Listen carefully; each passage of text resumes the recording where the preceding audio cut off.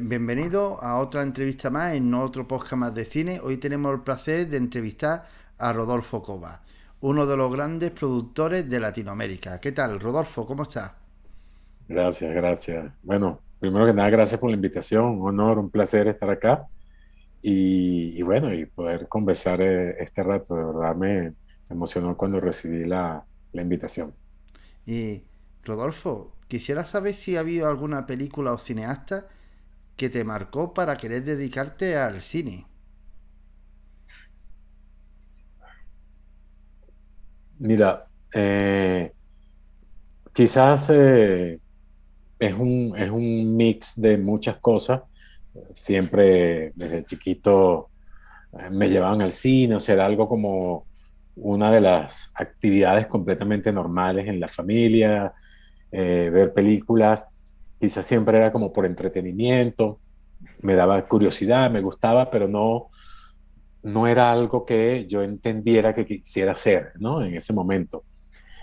Quizás ya estando más grande empecé a trabajar en producción, primero en teatro, hice algunas cosas de televisión, pero hubo una película que la vi que fue Jericó, de Luis Alberto Lamata, eh, con Cosme Cortázar, creo que era el Cosme Cortázar, oye, Cosme, bueno, ahorita te digo el nombre, que me impresionó muchísimo.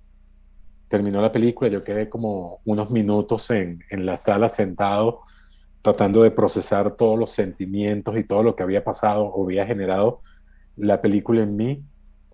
Y en ese momento dije, yo quiero hacer este tipo de cosas. O sea, quiero hacer este tipo de películas. Creo que fue la primera vez que salté de espectador a otra nueva dimensión, a otra nueva experiencia donde una película no era simplemente entretenimiento, sino que ya te removía internamente, como que te agarraba, te sacudía, ¿no? Y te hacía pensar muchas cosas. Y dije, sí, esto es lo que quiero hacer, esto es lo que me gustaría hacer. Y por eso empecé como a enfilar mi visión y mis objetivos hacia, sí, quiero hacer ahora este tipo de cosas, cine. Y específicamente empecé como a, a transitar diferentes géneros o fórmulas, porque no existe igual la fórmula, pero digo, tratando de hacer cine más comercial o cine más de género, hasta que encontré como la línea editorial que más me siento cómodo, que es un cine un poco más autoral, aunque tenga un acercamiento también con el público, no es un cine extremadamente duro, pesado, que no se ha digerido. Y por ahí fue que me terminé encaminando, pero creo que fue esa película, Jericó de Luis Alberto Lamata, la que me hizo el clic de entender el poder que hay detrás de las imágenes, ¿no? A nivel de una película, todo lo que puede pasar y suceder a las personas, ¿no? A través de una película y lo he visto y me ha pasado inclusive con películas que he hecho, por ejemplo, Azul y no tan rosa. La gente salía del cine y se abrazaban los padres y los hijos llorando y empezaban a hablar y mandaban sus testimonios. Y ese era el tipo de cine que quería hacer, el cine que removiera, que buscara dentro de las personas y de alguna manera los hiciera cambiar en algo. Rodolfo, ¿cuál es la película o serie que no dejas de ver una y otra vez? Oye, hay películas que me encantan, que puedo ver y no tiene nada que ver con de repente el tipo de cine que me gusta más hacer. Por ejemplo, Love Actually, o Eternamente Amor, como la llamaban en español, la comedia británica romántica, la puedo ver todas las semanas sin ningún problema. Billy Elliot, la puedo ver millones de veces. Eh, ah, Recientemente, quizás. Ah, bueno, la última de Tarantino era Una vez en Hollywood, la he visto que apenas tiene un par de años, no sé, ya 20 veces. En fin, Hace una vez en son Hollywood, ¿no? muchísimas las pelis que puedo ver mucho. Y series quizás soy un poco más tradicional allí. sigo viendo Seinfeld cada vez que puedo. Este, es un sitcom, es otra cosa, no es una serie como tal dramática o de acción como de repente otras, pero esa, Patria, perdón, la he visto ya 3 veces. Me encantó, me encantó.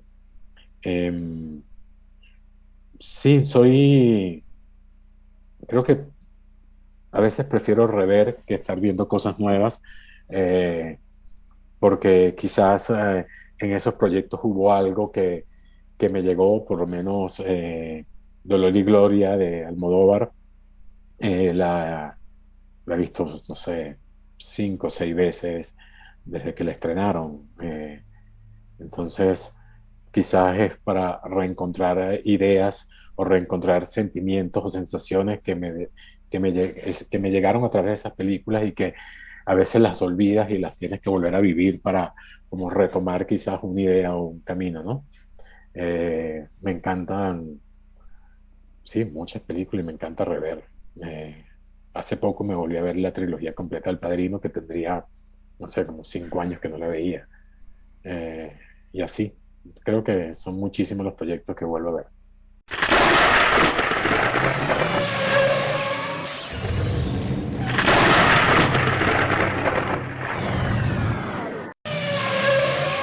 ¿Y se puede saber en qué proyecto estás trabajando actualmente?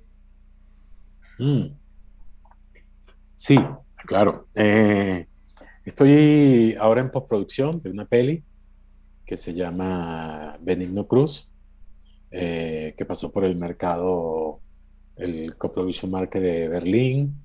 Este, tuvo fondo en México, se filmó entre México y Venezuela. Estuvo Ibermedia y estamos ahorita en postproducción. Acaba de pasar por un par de Work in Progress donde ganó premios de música, color, efectos. Ha tenido un recorrido lindo, bastante bien, y estamos ahorita ya cerramos edición y en procesos de resto de sonido, música y ese tipo de cosas de la voz. Eh, y tengo un par de participaciones muy, muy pequeñitas, no como productor, sino como productor ejecutivo, coproductor asociado, en otro par de proyectos que ya están también. Uno está listo, que se llama Jezabel, de Hernán Javes, donde eh, ayudé en un par de cositas. Y Leader Square, que es una coproducción de Estados Unidos con Ecuador, Argentina, México, que se hizo durante la pandemia, que ahorita está en proceso también avanzado de postproducción, que está próxima a estrenar. Se hizo toda remoto, en 14 ciudades diferentes, con 20 y tanto de actores, el fotógrafo en España, el director en Nueva York, los productores en diferentes lugares, todo remoto. Fue una experiencia increíble, se hizo justo durante la pandemia. Empezó como un ejercicio y terminó siendo un proyecto increíble y bueno, está avanzando ya en la postproducción también. Y en desarrollo tengo un par de proyectos. La nueva película de Gustavo Rondón, su primera película La Familia, en la cual yo trabajé, estuvo en la Semana de la Crítica en Cannes. La ópera prima de Héctor Silva Núñez, eh, su primera peli. Eh, Tiene 3 cortos. Primero estuvo en Cannes, el segundo estuvo en Toronto, el último estuvo en Tribeca. Y ahorita viene con su primera película que estamos trabajando, que también ha tenido un recorrido bastante interesante. Pasó por Fundación Carolina Ibermedia, por Torino, por Tribeca. Ahí va bien encaminado. En desarrollo ya de producción, ya pasamos al desarrollo de guión. Y otro par de proyectos, uno mexicano, también ópera prima, con Sebastián Torres, que es un chico que ya tiene un par de cortos y ha rodado bastante bien en festivales.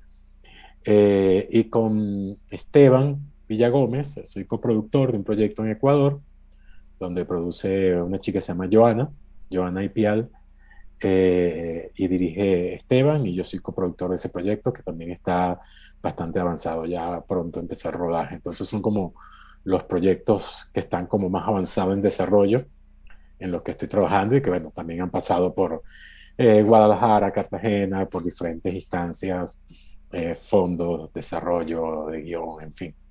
Ahí van. Con el proyecto de Gustavo estuvimos en el Atelier de Cannes este año, estuvimos en San Sebastián el anterior, en el mercado de coproducción, ahí va ese proyecto también avanzando poco a poco. Eh, bueno, como productor a fin de cuentas, trabajando en varios proyectos y tratando de desarrollar varias películas. Eh, si no es el camino, pues bueno, te tocaría hacer como una película cada 5 años, ¿no? Entonces siempre estás trabajando en 2 o 3 proyectos para, bueno, todos los años tratar de estar filmando un proyecto nuevo.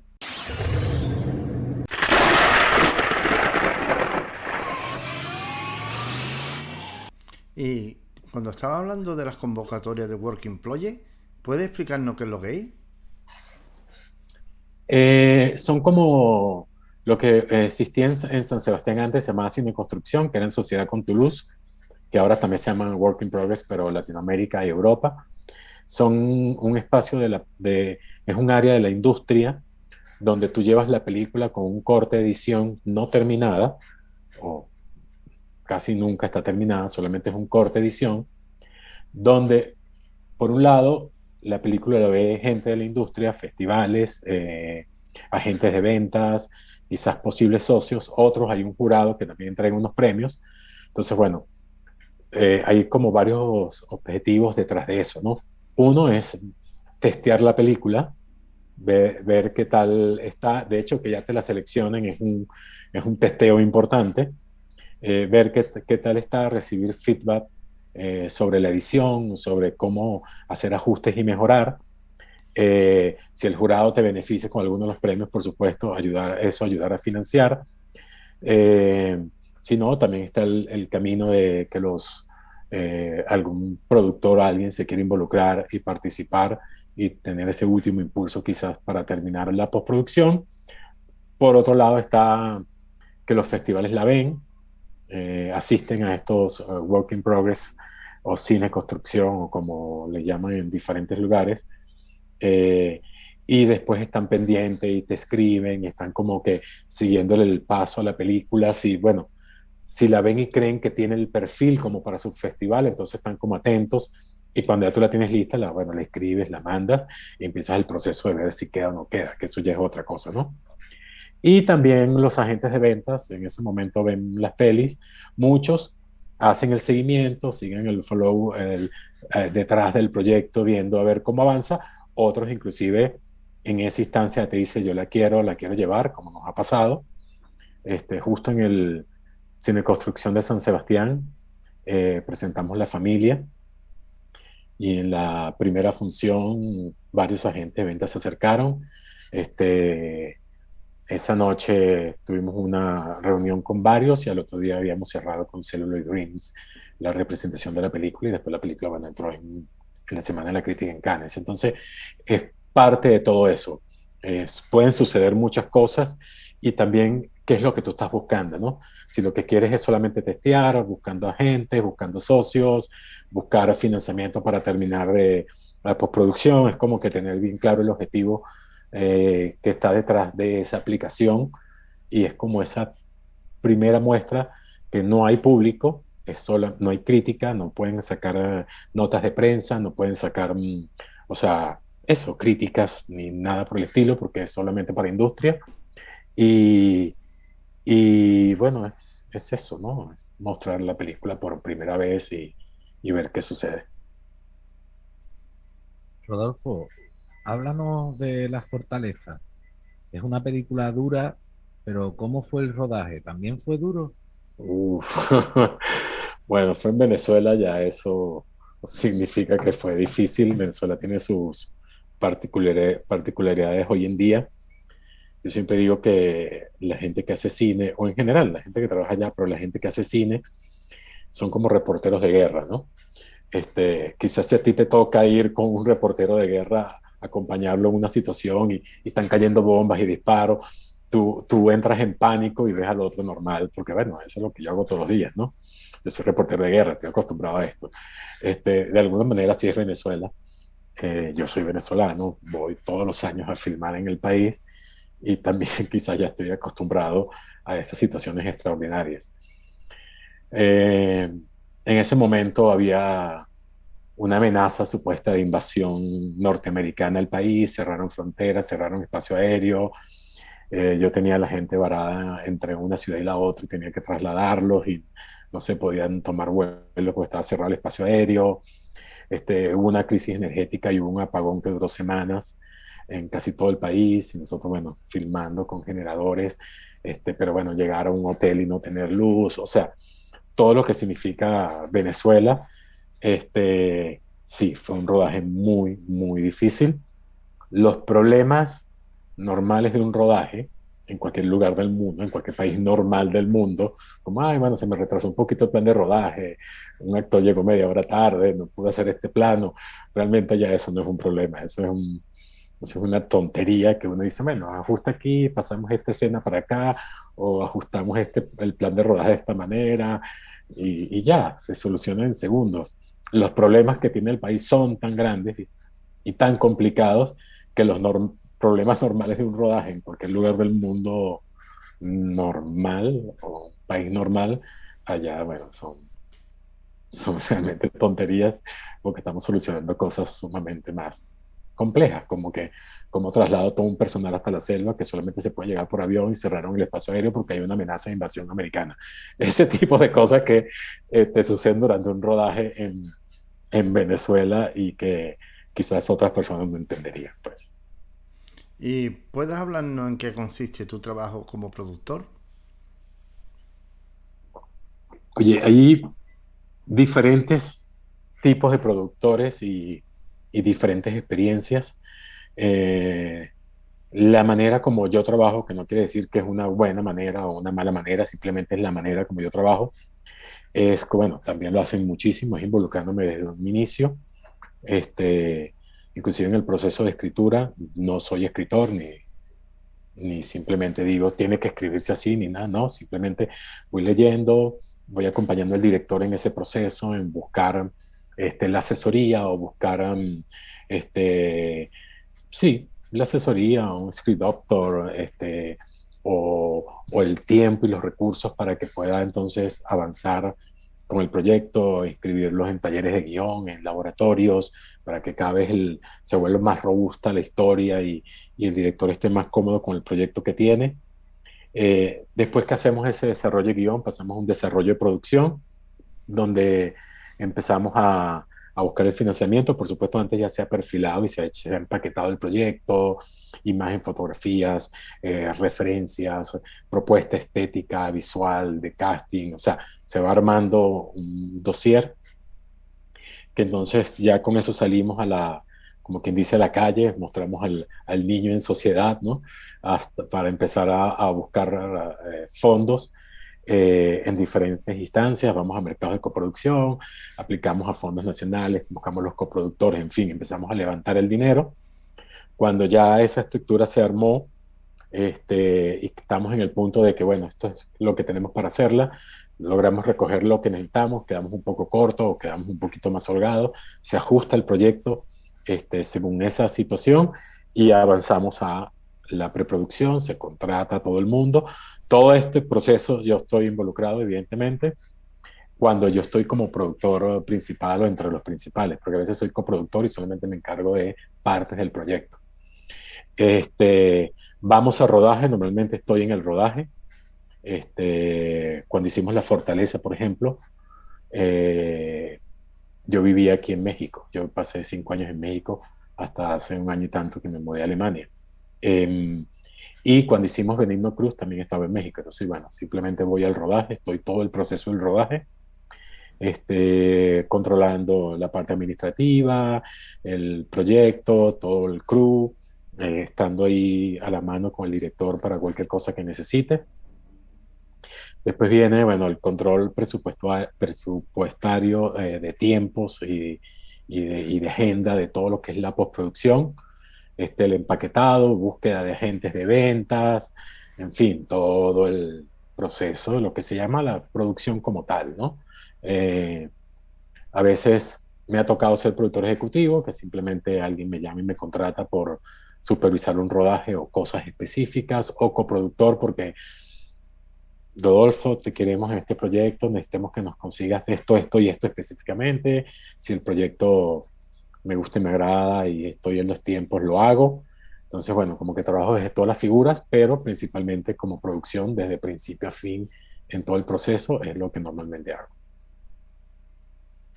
Rodolfo, ¿tienes alguna manía o costumbre cuando estás en un rodaje? Tengo muchas. Tengo muchas y a veces el crew me hace bromas con eso. Tengo como un tic que me mueve mucho el cuello, me como mucho el cuello, desde están así. Tengo la costumbre de que en rodaje normalmente hablo muy bajito, no digo, no. Sé que hay productores que son como muy presentes, ¿no? Y gritan y se ven, y yo no digo groserías, más bien estoy como bastante callado. Si quiero decir algo, necesito algo, llamo a la persona, me siento al lado y lo digo, casi que el que está a medio metro no escucha. Este, soy como muy prudente en ese sentido y me gusta que sea como bastante tranquilo el ambiente, bastante relajado, sin generar tensiones y estrés. Una de las manías que tengo es que no doy respuestas inmediatas, no importa el nivel de urgencia que sea, eso desespera a veces a la gente, pero yo me tomo mi tiempo para pensar. A veces llega, hay un problema, necesitamos hacer esto porque pasó esto, esto, esto. Yo, bueno, ok, dale. ¿Pero qué hacemos? Ya, dame un momento, déjame pensar. Entonces, pienso, hablo con administración, veo los números, ¿verdad? Entonces digo lo que, porque normalmente todo el mundo piensa que la producción es tomar decisiones en el segundo, que todo es inmediato, que todo. No, la producción o una película es una gran hacienda llena de muchas finquitas, y tú tienes que tener una visión de todas esas fincas, que son todos esos departamentos, y cuando tomas una decisión económica en algún lugar va a afectar a algún otro. Entonces tú tienes que saber bien a quién estás afectando. Si de repente hay una emergencia o hay un imprevisto de este lado, esto va a costar tanto, sí, dale, está bien, paguémoslo. Ajá, pero a alguien se lo estás quitando. O sea, o son menos extras, o son menos horas extras, o tienes que quitar unas luces, o tienes que quitar unos días de rodaje, o tienes que cambiar una locación. O sea, esa decisión siempre va a significar algo. O le estás quitando parte del dinero a la música que va a tener después, o le estás quitando una semana de edición al editor. Normalmente la gente piensa que las decisiones se toman inmediato y mientras más rápido, es que, mira, que pilas, ¿no? O qué inteligente, o qué sagaz, audaz, mira lo rápido que decidió. Yo no, normalmente no hago eso, me tomo un tiempo, tampoco es que paso días, ¿no? Yo, bueno, necesito por lo menos unos minutos para pensarlo, ver a quién va a afectar, hablar con ese departamento o esa persona, mira, está pasando esto, tenemos que hacer este movimiento aquí, eso significa que tú vas a estar un poco más apretado en estas condiciones. Este, Igual siempre hay un porcentaje de imprevistos y todo. Estoy hablando en el momento en que ya de repente se sale de este rango y nada, y que nadie le tome por sorpresa y que todo el mundo eh, sea parte de esa decisión y esté trabajando consciente y a gusto con esas decisiones que se están tomando y saber lo que significa cada uno. Porque es muy fácil desde la posición del productor, del jefe, decidir sin importar cómo le afecta a los demás. Porque a fin de cuentas tú estás trabajando con el talento de esa persona y esa persona también necesita tener las herramientas para que todo ese talento pueda salir a flote y hacer su trabajo lo mejor posible, ¿no? Entonces, esa es una de mis manías que desespera mucho al equipo porque quiere saber inmediatamente qué resolver y las varitas mágicas no existen, la verdad. Y Rodolfo, antes nos contaste que has tenido problemas en rodaje con el COVID. Cuéntanos la experiencia de tu película Little Squares. Este, Oye, esa película la produce Lolo Bello, yo soy coproductor minoritario allí. Eh, no tuvimos problemas, fue una película que surgió durante la pandemia, fue una idea o sea, El director llamó así como, mira, tenemos este proyecto, se me acaba de ocurrir, ¿qué hacemos? Y yo, bueno, nada, me parece interesantísimo. Creo que se puede hacer, pues nada, escribamos un guión, estaba la idea como muy boceteada, pues escribamos un guión y bueno, y nada, empezar a buscar a todo el mundo, ¿no? Y armar un equipo y hacerlo. Y efectivamente fue así. No hubo grandes inconvenientes en el sentido por asuntos de COVID, ¿no? Básicamente todos los actores estaban en sus casas.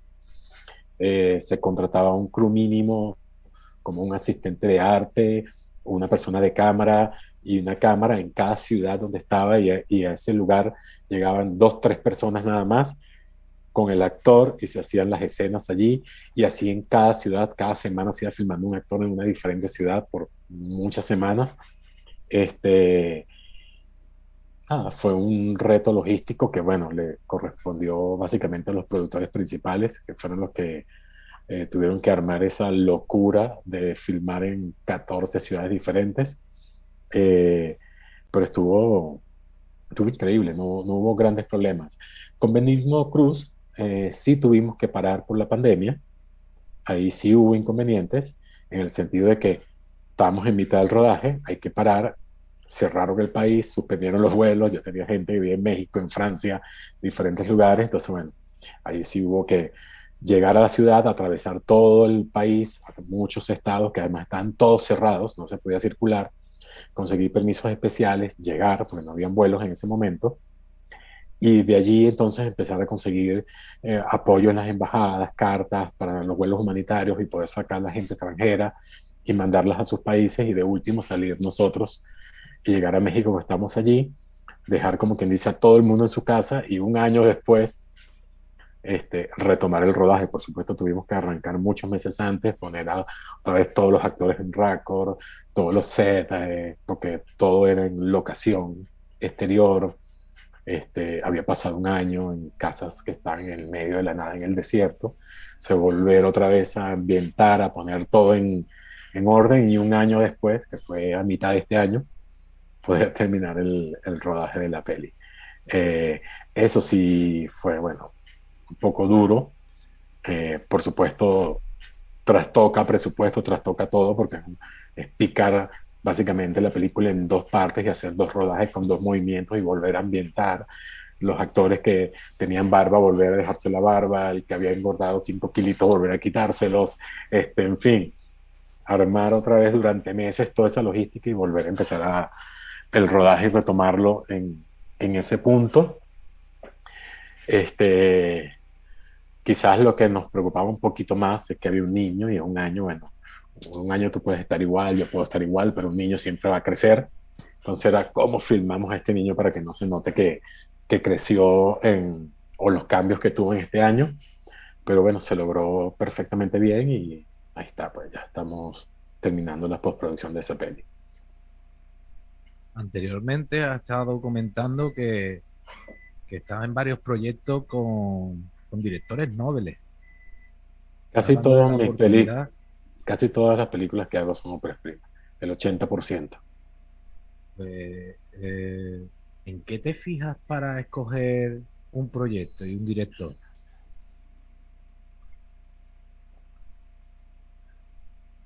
Creo que tiene que tener una voz, ya con el trabajo previo de repente que haya hecho, una voz que tú sientas que es potente, que es diferente, que tiene esa fuerza de hablar y de decir cosas desde una perspectiva diferente, desde otro punto de vista a lo que normalmente ya has visto. Eso como característica principal del director, el acercamiento que tenga con ese director y la visión y la manera como quiera hacer la película, sin duda. Pero creo que lo más importante es el guión, el proyecto como tal, que yo sienta que yo también estoy hablando sobre eso, o sea, que es algo que me interese decir, no es simplemente porque, bueno, está bien, no, el tema no me importa, no me interesa, yo lo voy a hacer igual, no, de alguna manera lo que se hable allí tiene que tener sentido para mí y yo también tengo que ser parte de esa voz. Me interesa conversar sobre eso. Eh, y ya creo que esa conexión, ese clic se da de entrada, casi siempre es muy en automático, que tú empiezas a hablar con el director y sientes la conexión, sientes la sensibilidad, el enfoque de lo que quiere hablar, cómo lo quiere hablar, o cómo lo quiere contar, y entiendes eso te vas como que en una amalgama formando parte de ese proyecto. A veces resulta que en principio puede ser muy interesante el proyecto y crees que eso se va dando, pero cuando empieza a avanzar un poco más en la relación te das cuenta que no hay feeling, no hay conexión, que el enfoque no es como tú te estás imaginando. Entonces, bueno, en ese momento me toca ser sincero y decir, mira, no voy a continuar con el proyecto por esto, esto y esto. Siempre uno tiene sus razones. No quiere decir que la película sea mala o no, no, sino simplemente no hubo como conexión. Las veces que no he tomado esa decisión y he terminado el proyecto han sido fuertes, difíciles, las relaciones han sido accidentadas. Entonces, trato siempre de prestarle atención y hacerle mucho caso a que de verdad exista una conexión con la persona. Eh, Porque, bueno, es como un matrimonio, ¿no? O sea, tú te casas años a hacer una película y la película después que está hecha igual sigue siendo, es un hijo que somos todos padres, una comuna de padres que somos en parte dueños del proyecto o tenemos la participación en el proyecto y es una relación que no se acaba, pues. La película va a existir el resto de la vida y no va a desaparecer, por lo tanto esa relación no desaparece. ¿Y cuál es el primer paso que tienes que dar para encontrar la financiación para una película? Eh, el primer paso, bueno, es cuando estamos en el desarrollo de guión. Normalmente busco dinero para ese desarrollo. Hay desde fondos hasta inversión privada o participaciones, en especies donde tú más o menos diseñas el camino que quieres recorrer con el proyecto. Si quieres pasar por un mercado de coproducción, si simplemente vas a buscar coproductores, si quieres pasar por talleres de guión, en fin, todo eso, haces como un presupuesto de viaje, traducciones, asesorías, diseño gráfico, empaquetado, derechos de guión, en fin, todo lo que necesitas tener como para arrancar. Haces ese presupuesto y empiezas a levantar ese fondo para, uy, ¿qué pasó? Yo no, te lo juro que estoy solo en la habitación y de repente se ha caído todo. Perdonadme. Yo pensé, yo tengo un gato, tengo una gata y ella hace ese tipo de cosas. Yo dije, Ojalá tuvieras un gato porque mínimo no tiene un estaría gato que acaba de asustando más tumbar ahora. algo. Mínimo tiene un gato que acaba de tumbar algo. Este, y bueno, y cuando tengo un presupuesto, entonces, bueno, empiezo a buscar el financiamiento. Hay muchos lugares para los fondos de desarrollo, desde cada país latinoamericano, en su instituto de cine, tiene un fondo de desarrollo. Hay fundaciones en Estados Unidos también, Ibermedia, que es para proyectos de la región, que incluyen, por supuesto, España y Italia, y Portugal. Eh, y también World Cinema Fund, Urbals, en fin, hay muchos que tienen fondos de desarrollo, los cuales tú buscas para financiar este primer impulso o esto. Si no es por ese lado, es por el lado privado, o participaciones donde de repente alguien nos hace todas las traducciones y eso tiene un valor y en el momento que entra el dinero por la película tú pagas diferido esos gastos, en fin, hay como varios caminos para financiar un desarrollo. ¿Qué tiene que tener una persona para ser productor, según tú? Wow. Mira, yo estudié administración, y fue lo que me gradué. Yo soy administrador con una especialización en costos de producción industrial, o sea, no de producción audiovisual, pero costo de producción industrial que de alguna manera me generó una estructura mental sobre el cómo se manejan los costos o cómo se lleva el control económico de una cadena de producción industrial que básicamente en la parte cinematográfica es muy parecida, con la diferencia, con la lista de que hay un proceso creativo en el medio y hay que tener la flexibilidad para eso, ¿no? No es tan riguroso como hacer latas de atún, ¿no? Que siempre es lo mismo y no va a cambiar. Eh, Acá las películas todas son diferentes y todas tienen procesos diferentes, entonces hay que tener la flexibilidad para eso. Y después estudié psicología, que de alguna manera me ha ayudado a trabajar muchísimo el cómo trabajar con el equipo, cómo manejar los talentos creativos, que a veces hay que enfocarlos en el objetivo, a veces hay que... Eh,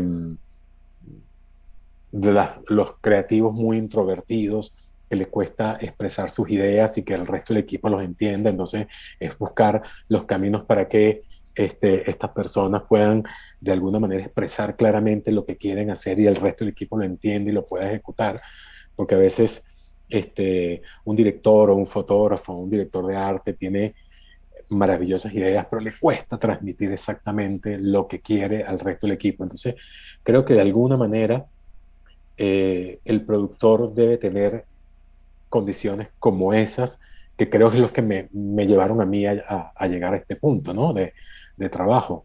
Eh, Creo que tiene saber manejar la parte económica con flexibilidad artística en el sentido de que es un proceso creativo.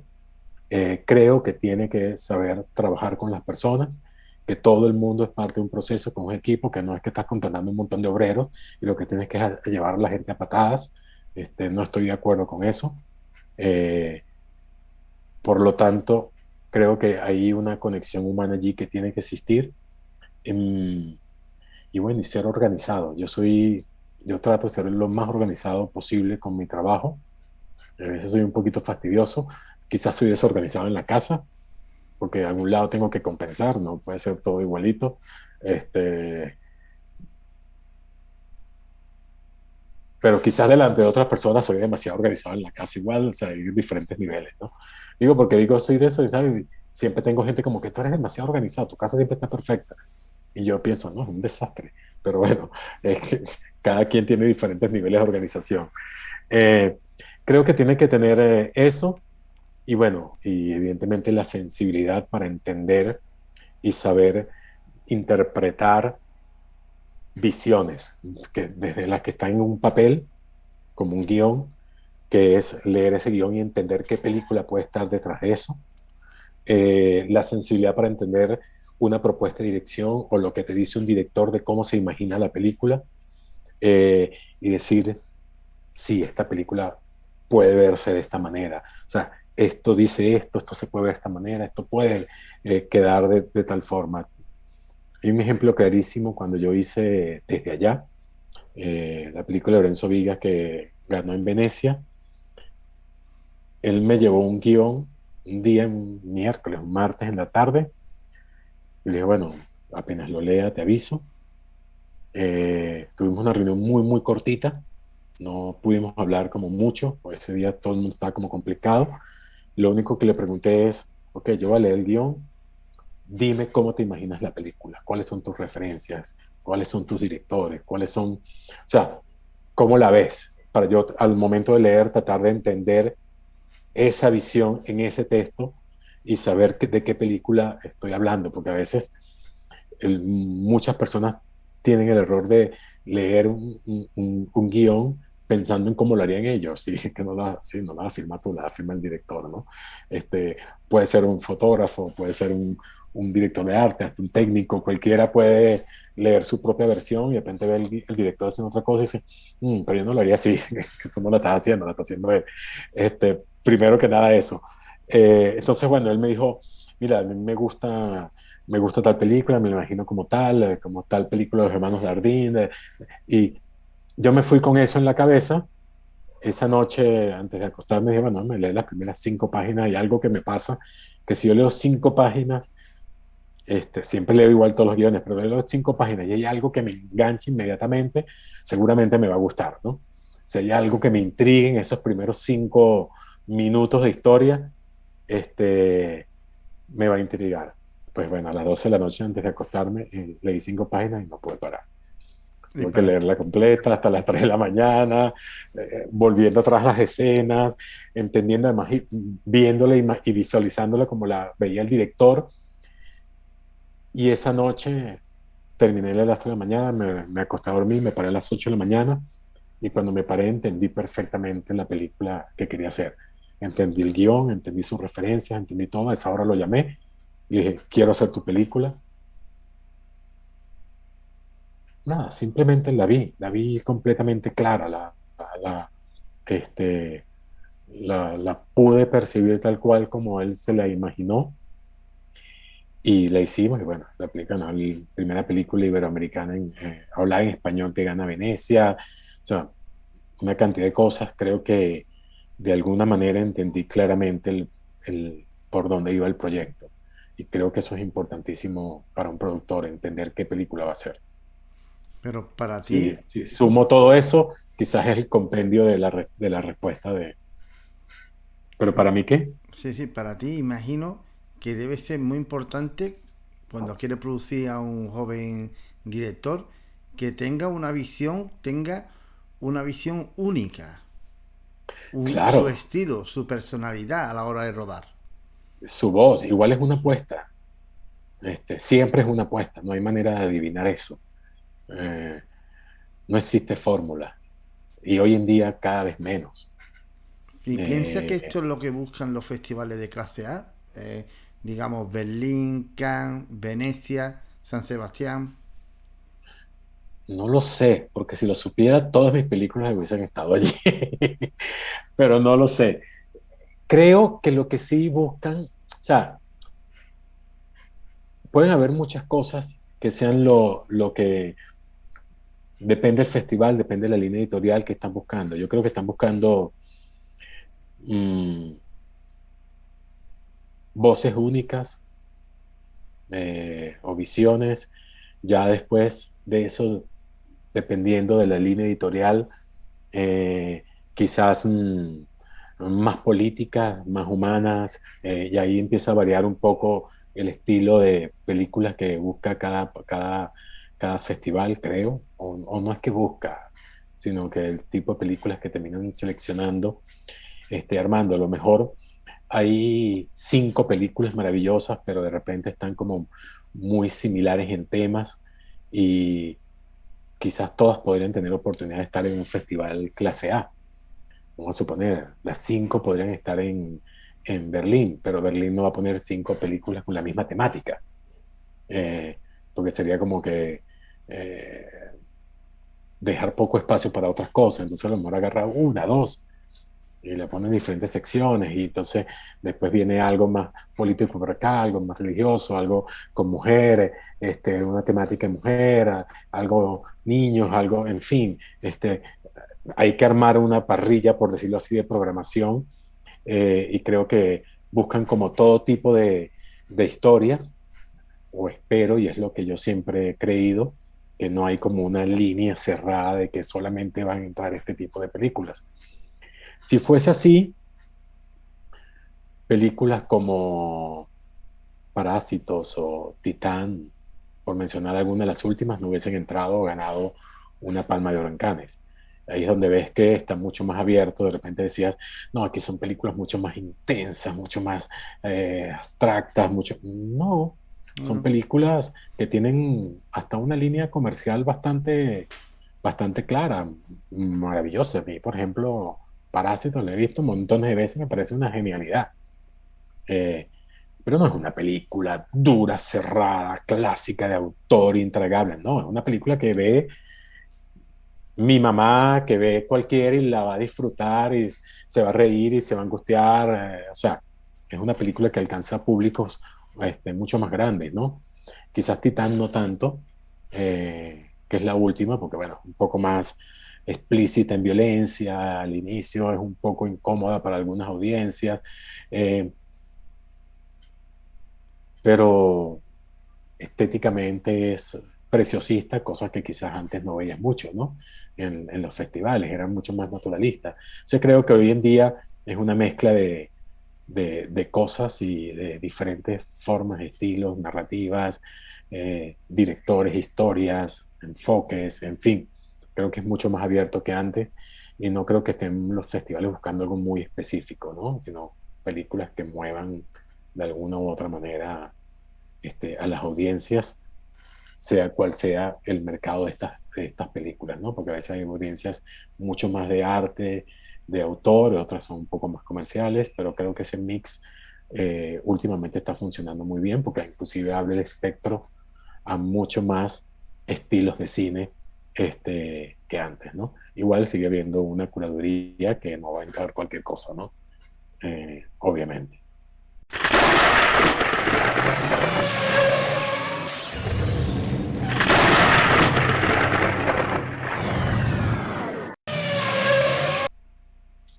Rodolfo, oyéndote, uno se da cuenta de que en un proyecto o sea, tienes mucha carga en las espaldas sobre un proyecto. ¿A quién se le Mira, puede se nota acá, ¿no? Digo que cada película que termina tengo como ciento y tanto canas nuevas. eh, después de, o sea, durante el rodaje o durante la preparación, ¿en quién delegas para poder sentirte cómodo? ¿Quién sería tu mano derecha en un rodaje? En un rodaje, el asistente de dirección, el line producer y el administrador. Ujú. Son como mis ojos. A través de eso sé lo que está pasando económicamente, sé lo que está pasando en set y sé lo que está pasando a nivel de dirección. Son piezas claves para mí. Y Algunos pensarían que el fotógrafo o la dirección de arte o... No, sí, porque es parte del proceso, pero recuerda que una película es como cualquier trabajo gerencial. Es un, es un tiempo de trabajo que se tiene que ejecutar con un presupuesto específico, ¿verdad? Para un resultado u objetivo. Por supuesto, como lo dije, con la flexibilidad de la creación, porque a veces el director, hay un plan de rodaje y yo iba a filmar esto, pero en este momento él volteó y vio esto y le pareció mejor, entonces tú tienes que tener tú, el equipo administrativo, dirección, todo el mundo tiene que tener la flexibilidad de que sí, él lo quiere hacer por este lado, tenga o no una justificación. Porque a veces dicen, no, es que mira la luz, ¿verdad? Y todo el mundo lo entiende. A lo mejor no hay justificación, simplemente lo sintió, porque esto es parte de un proceso creativo. Es como que estás pintando y en vez de pasar la línea con azul, te provocó pasarla con verde porque en ese momento sentiste que el verde era el color que tenía. Y ese tipo de cosas tiene que existir en estos procesos creativos. O sea, todo el mundo, o sea, no es un banco, no es que tiene que ser completamente estructurado y cuadrado. Todo el equipo tiene que entender que esto puede pasar eh, y que en el momento que pase, todos tienen que tener la capacidad también para poder reaccionar a eso, ¿no? Y no coartar el trabajo creativo en ese momento. Ahora, si me dice, bueno, estamos filmando en medio de una playa, en una isla, en el sudeste asiático y tal, y me dices, no, es que ahora me quiero ir a la selva amazónica, bueno, ya va, espérate. Tampoco así, ¿no? Porque esto significa un cambio muy drástico y son muchas las implicaciones, pero sí la flexibilidad del proceso creativo eh, tiene que existir, lo ves con los músicos, con todo, de repente están tocando en vivo y el baterista de repente hace un redoble adicional y quizás el que lleva la orquesta, que es el que está en el piano, se da cuenta y bueno, y lo sigue y entonces el coro repite la estrofa para poder entonces tener eso, porque bueno, surgió en ese momento, fue el mood y eso pasa en todos los procesos artísticos y creo que lo más importante es que tienes que estar preparado para eso.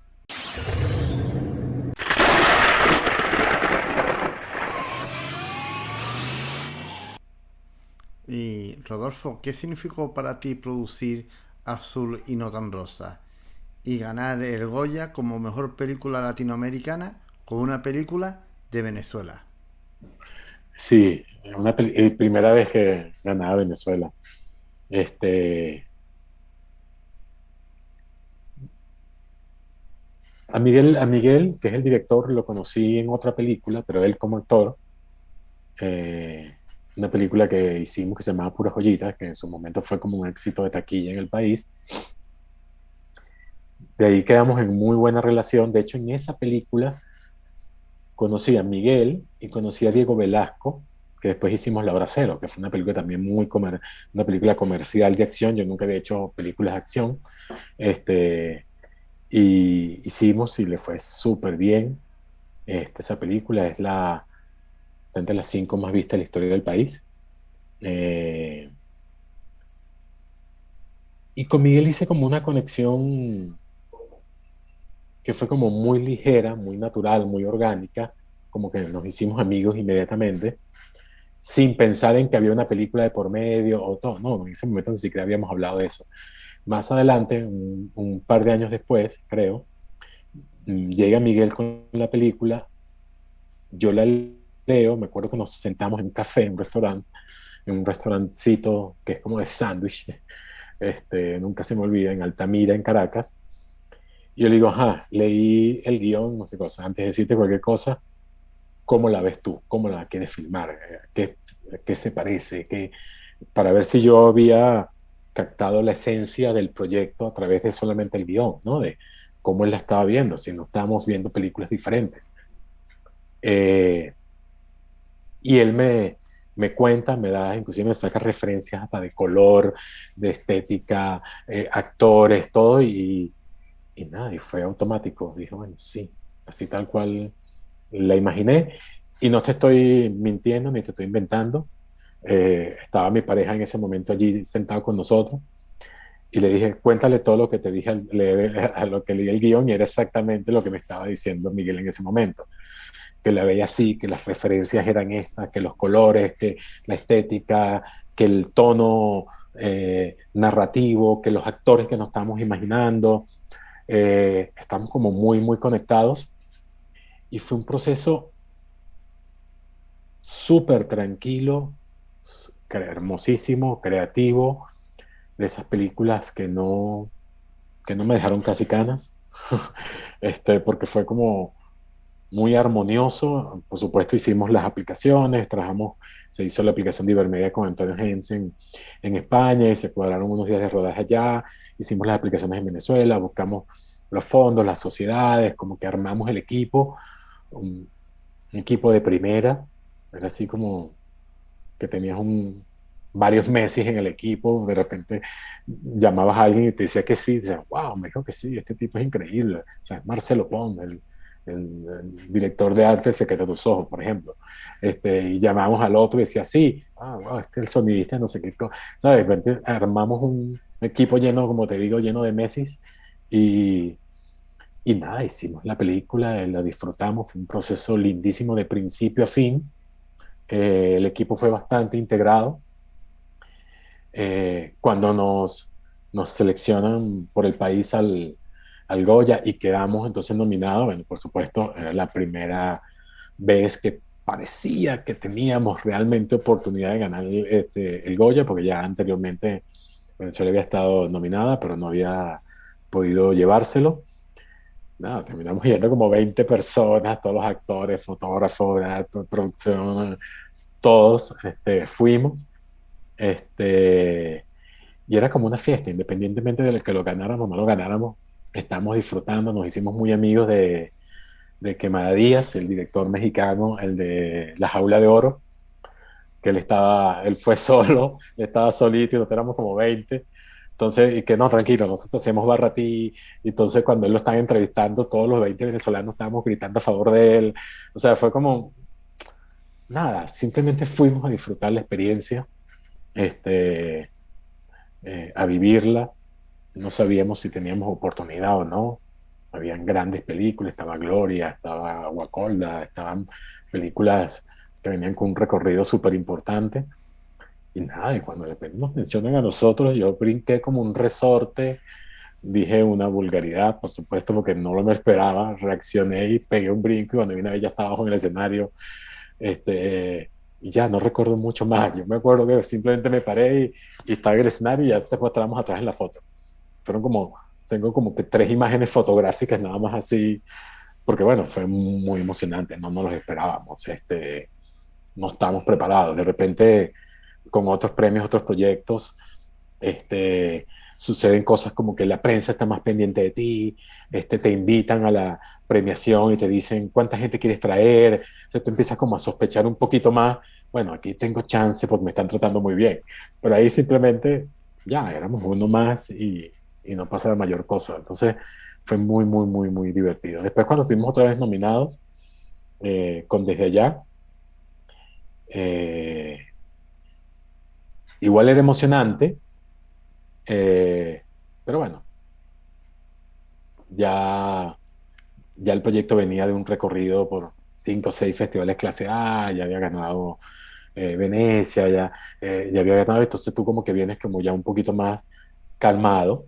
ya tomas este tipo de cosas con un poquito más de serenidad, este, no es que eres frío, pero sí estás como más tranquilo, ¿no? Porque esa vez casi me pudo haber dado un infarto allí, yo sin darme cuenta de la emoción, ¿no? Este, y vives el proceso, lo disfrutas, pero ya eres un poquito más objetivo, estás como más calculando esto, lo que tengo que hacer, lo que tengo que decir. Con eso en Tan Rosa decíamos cualquier barbaridad, éramos simplemente un grupo loco que estaba emocionado por la experiencia y ya. Entonces fue muy lindo, la verdad. Y el Goya lo tengo en mi casa en Berlín. Está ya guardadito. Rodolfo, cuéntanos cómo es trabajar con Michel Franco, uno de los mejores directores mexicanos. Michelle. Michelle es un tipo talentosísimo, muy exigente consigo mismo, primero que nada. Este, y bueno, muy exigente con todo el mundo.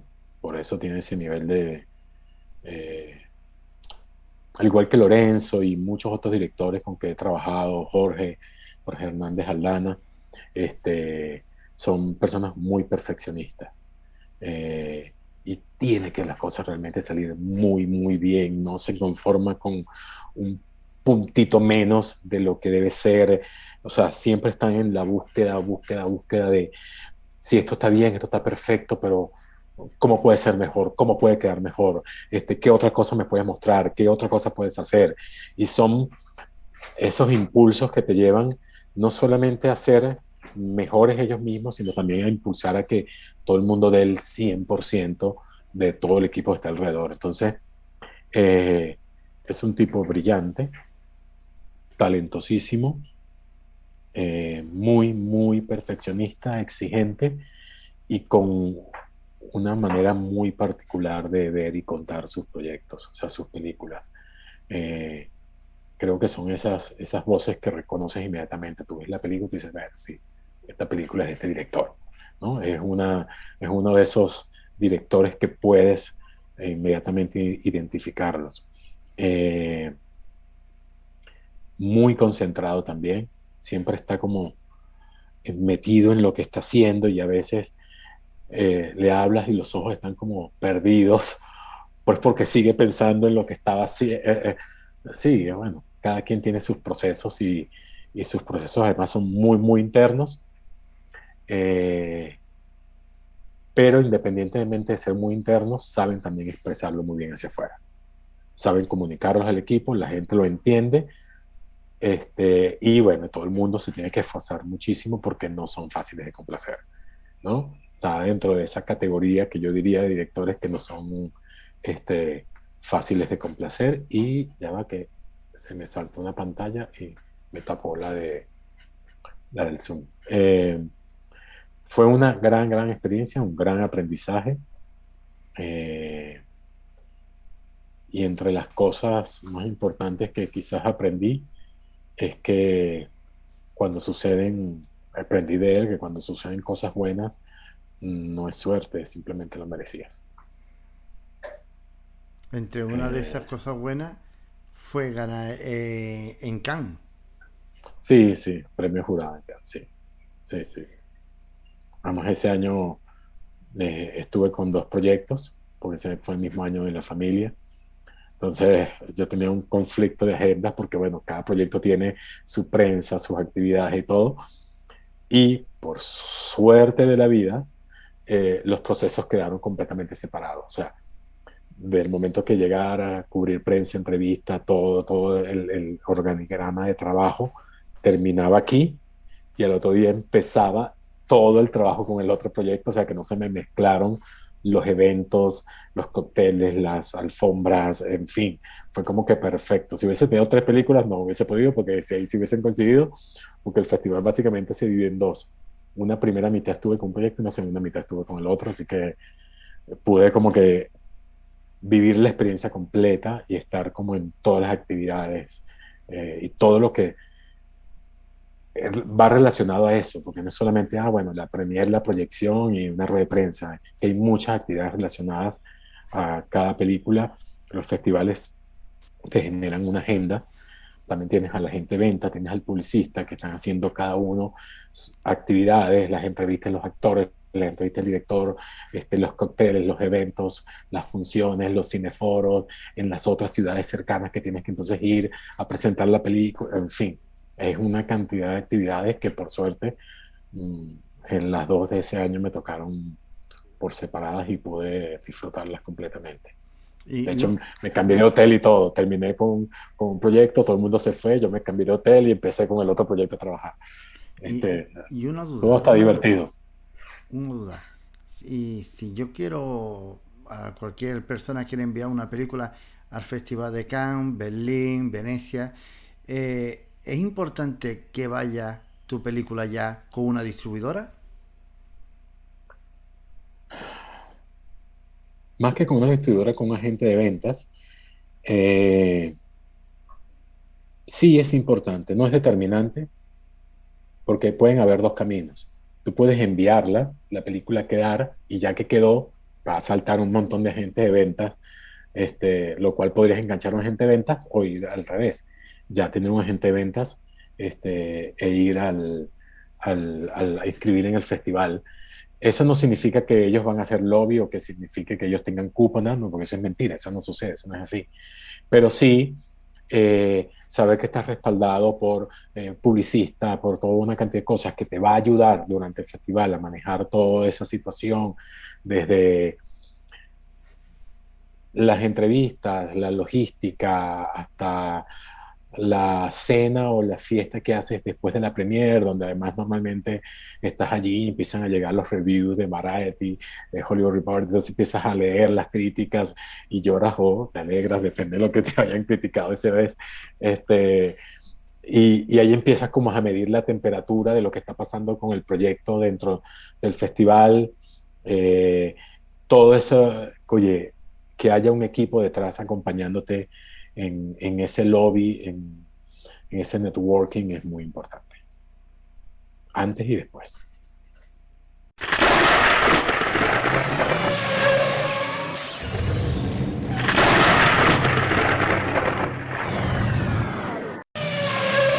Rodolfo, ¿qué te llamó para producir Lake Vampires, una película de género fantástico? ¿Qué es lo que te llamó?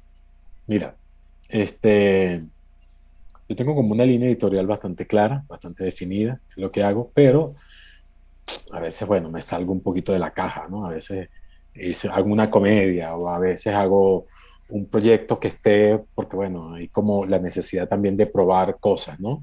Y ver qué hay detrás de eso. Y cuando me he salido, siempre ha sido experiencias extremas, ¿no? Muy raras. En el caso del vampiro, no, fue, traje con Carl Sitteman, que es un tipo increíble, uno de los tipos más talentosos y organizados del planeta. Cuando digo del planeta, no te estoy exagerando. Dice, te voy a enviar un correo a las 9:17 de la mañana, a las 9:17 de la mañana llega el correo, ¿no? Es gente que es, bueno, ingeniero, es extremadamente metódico. Eh, ¿Qué me llamó la atención? me llamó la atención la historia, está basada en un libro de culto eh, sobre vampiros y cosas de esas de Venezuela y de Latinoamérica en general. Habla sobre un asesino serial que realmente existió, el más prominente o famoso, si se podría usar ese término en ese contexto, de la historia delictiva en el país. Y lo más interesante es que en los años 20 existió uno y en los años 70, 80, 70, 80, 90 existió otro, que era un copycat. Y mucha gente lo asumía como que era el mismo asesino serial que había vuelto, porque el método fue exactamente igual, mató la misma cantidad de gente con el mismo sistema, o sea, fue una cosa muy, muy extraña. Este libro que escribe Norberto es una entrevista a los 2 o 3 policías que llevaron el caso de los años 80, o sea, el último, porque el otro no existía. O sea, no existía, no, ya estaba todo el mundo muerto, era de los años 20, 30, por allí. Este, y generaron, todos estos policías los juntaron en uno solo y él generó esta novela, que parte de la novela es realidad y parte es ficción. Todos los personajes que seguían vivos tenían nombres de ficción y todos los personajes muertos que existieron en la realidad estaban con sus nombres reales. Carr, en algún momento, hablando con una profesora de literatura o profesora de él, hablando sobre el género, le dijo, léete este libro, que es el mejor libro de este género que yo he leído en mucho tiempo. Lo leyó, le encantó, él mismo consiguió los derechos, en ese momento yo ni siquiera todavía estaba involucrado en el proyecto, él habló con el autor, consiguió los derechos, hizo una adaptación, y ahí fue que llegó a mí a través de Rodrigo Llamosa. Ya yo había leído un primer guión de él, fantástico, una historia fantástica, pero de esas historias que gastaban como 5 millones de dólares, que en Venezuela era imposible hacer en ese momento. Que yo le he dicho, me encanta la película, pero o sea, no tengo la infraestructura para levantar fondos en un país latinoamericano, donde los costos son 400, 500 mil dólares hacer una película, ¿no? En un país, una película de un costo promedio a eso, una película de 5 millones, pues bueno, era bastante difícil, más ópera prima, en fin. Había, como quien dice, había pasado de largo con ese proyecto, a pesar de que me encantaba. Años después me llega con este proyecto, no es el tipo de proyecto que normalmente hacía, pero conocía la historia, conocía el libro, conocía el talento de Carr, que inclusive ha ganado hasta Grammys con videoclips, animación, estudió en Londres, un tipo que hacía publicidad y yo le videoclips y yo le tenía como que el ojo a lo que hacía, o sea, siempre estaba como siguiendo lo que hacía y conocía su trabajo bastante bien. Y leo el guión, le digo, me encanta, creo que hay que hacer unos ajustes porque la película sigue siendo muy fuerte para un mercado como y tendría como que dificultad de conseguir ventas o mercados internacionales porque, bueno, habían escenas de pedofilia, en fin, habían como muchas cosas muy fuertes dentro de la historia, cosas que realmente sucedieron. Él lo tomó con la tranquilidad que le caracteriza. Dijo, sí, tienes razón, es verdad, sería más difícil vender y colocarla así, yo voy a hacer una nueva versión, voy a ajustar este tipo de cosas y te lo vuelvo a traer. Y yo, bueno, ok. Lo hizo, trajo y nada, me encantó y dije, sí, vamos a hacerlo.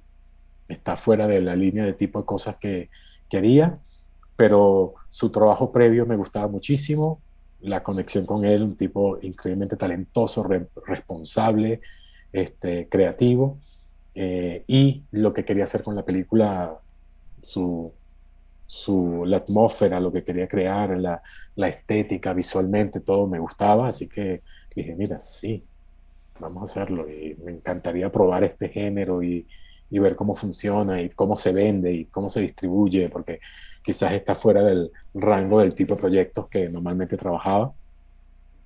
Y nada, lo hicimos y fue fantástico. Tuvo una premiere en Los Ángeles, en un festival de género súper importante allí. Inmediatamente consiguió agente de ventas, se distribuyó, tuvo estreno comercial en Estados Unidos. Nada, se empezó a vender y es un proyecto que, lo cual me gusta mucho y estoy bastante orgulloso, la verdad.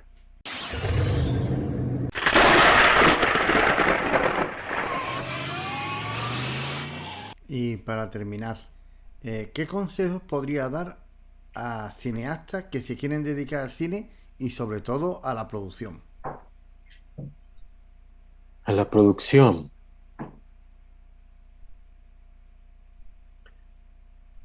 Bueno, yo les diría que es importante que armen un equipo, eh, que vayan como haciendo alianzas estratégicas, que además a nivel de feeling estén en la misma onda del tipo de proyectos que quieren hacer. eh, Ir creando, como quien dice, esa base, ese colchón que te va a respaldar a la hora de tú buscar un proyecto, saber que puedes contar con esta sala de postproducción o con este músico, ¿no? Uno, generar un colchón o esa base, esas columnas que te ayuden a tener ciertos elementos o herramientas con los cuales negociar, estudiar bien, conocer bien el sistema de producción o todos los sistemas de producción, lo que son fondos públicos o blandos, los mixtos, los crowdfunding, la parte privada, cómo se generan estos negocios, cómo se hacen los caminos económicos, por lo menos si esto es una inversión privada, qué te ofrezco a cambio, cuál es la recuperación, cuál es la cascada, en qué posición está, con cuál porcentaje empiezas o terminas, en fin, que entiendan esto para que no sea un fracaso económico este, esos primeros proyectos y que además esas personas que se están involucrando, todo el mundo, siga siendo parte del equipo y no empiecen a abandonarte porque no supiste manejar los proyectos. Y es como que, bueno, sí, te quiero mucho, pero no puedo volver a perder contigo, ¿no? Es generar esta base, este conocimiento sobre todo, eh, generar esa estructura, gente que lo estudia, o sea que hay carrera como tal para eso, gente como yo que lo aprendí en buena parte a golpe limpio en el camino, con ensayo y error, eh, porque bueno, estudié fue otra cosa y creo que lo más importante es trabajar en varios proyectos a la vez, siempre, saber cuál es tu capacidad, tu infraestructura y buscar proyectos que estén dentro de eso, no irte a cosas muy, muy grandes. Si dices, bueno, yo puedo levantar fondos hasta tanto, no meterte en quimeras así, Quijotes, gigantes que no vas a poder controlar o manejar.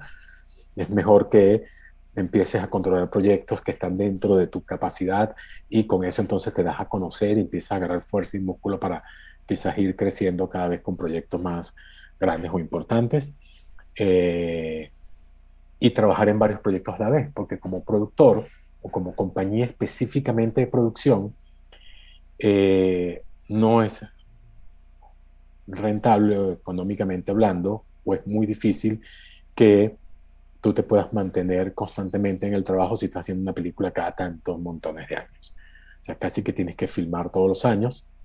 Los primeros años vas a estar como quizás en el borde, en el límite, pero ya cuando empiezas a tener una cartera de proyectos que se están moviendo, que ya tienes como un catálogo, por decirlo así, de ventas y que a través de los años sigues produciendo, pero sigue, los proyectos anteriores siguen generando alguna vez, de alguna manera ingresos y eso además te da no solamente un respaldo para seguir trabajando y una infraestructura, sino que te da una capacidad de negociación, te da te da más fácil acceso y conocimiento a nuevos proyectos más grandes, entonces bueno, empiezan a costar un poco menos producir una película, como que quizás la primera te costó 3 años, la segunda a lo mejor no, 2, y después ya estás produciendo películas a ritmo de un año, ¿no? Creo que es básicamente estudiar muchísimo el mercado, estudiar los, los caminos del financiamiento, porque eso es básicamente lo que hace el productor, ¿no? Levantar fondos para hacer la película por las vías que sea. Eso de que el productor es un millonario que paga todas las películas que hace, eso no existe. O bueno, sí existe, pero bueno, no existe, por lo menos yo no los conozco. Este, Me imagino que sí habrá gente que, bueno, tendrá muchos millones y podrá decir, bueno, voy a hacer esta película y gasto tantos millones en esta. Bueno, ok. Este, no es mi caso, yo simplemente tengo que financiar y buscar socios, fondos, préstamos, en fin, lo que normalmente se hace en esto, lo que hacemos casi todos los productores latinoamericanos. Pues Rodolfo, darte las gracias por aceptar la invitación y compartir toda tu pasión con nosotros por el cine. No, por favor. Gracias a ustedes, de verdad. Muchas gracias por tu tiempo, Rodolfo. Gracias a ustedes. Mucha suerte y éxito con el podcast. Vi algunos capítulos. El de Axel, maravilloso. Un tipo increíble. Y nada, ojalá cuando lo vayan a salir, me imagino que esto no es ahorita, avisen para promocionarlo por las redes y que la gente lo vea y lo conozca y se sigan sumando suscriptores. Venga, pues muchísimas Muchísimas gracias gracias. por tus palabras. No, gracias a ustedes, de verdad. Muchísimas gracias por la invitación.